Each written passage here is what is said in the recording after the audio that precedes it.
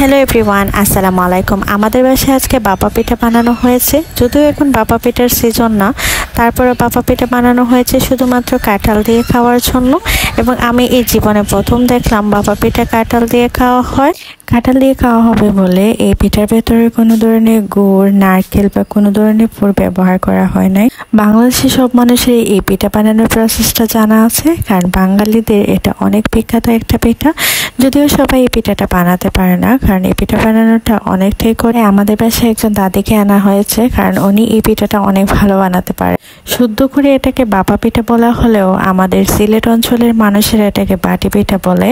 হয়তো বা বাটি দিয়ে বানানো হয় বলে এই পিঠাটাকে বাটি পিঠা বলা হয়। অনেকদিন ধরে আমার আসলে এই পিঠাটা খাওয়ার ইচ্ছা হচ্ছিল, কিন্তু আমার জানা ছিল না এই পিঠাটা যে সব সিজনেই খাওয়া যায়।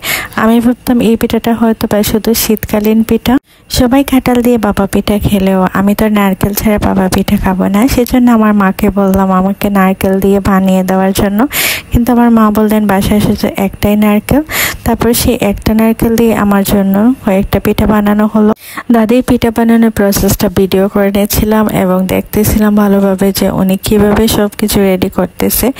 তারপর হচ্ছে যে পিঠা খাওয়াটা অনেক সহজ, কিন্তু পিঠার যে প্রসেস বা স্টেপগুলো আছে সেগুলো কিন্তু অনেক কঠিন। প্রপারভাবে রেডি না করলে কোনো কিছুই ভালোভাবে খাওয়া যায় না। যেহেতু বাবা পিঠা কোনোদিন কাঁঠাল দিয়ে খাওয়া হয় নাই, তাই ওই দিন একটা পিঠা কাঁঠাল দিয়ে খেয়ে টেস্ট করলাম আর একটা পিঠা নারকেলের খেয়ে দেখলাম। দুইটাই বাবা পিঠা, কিন্তু ভিন্ন ভিন্ন টেস্ট। কাঁঠালের সাথে খেলে একরকম টেস্ট আর নারকেলের সাথে খেলে অন্যরকম টেস্ট, কিন্তু দুইভাবেই অনেক মজা, আলাদা আলাদা টেস্ট, কিন্তু অনেক মজা।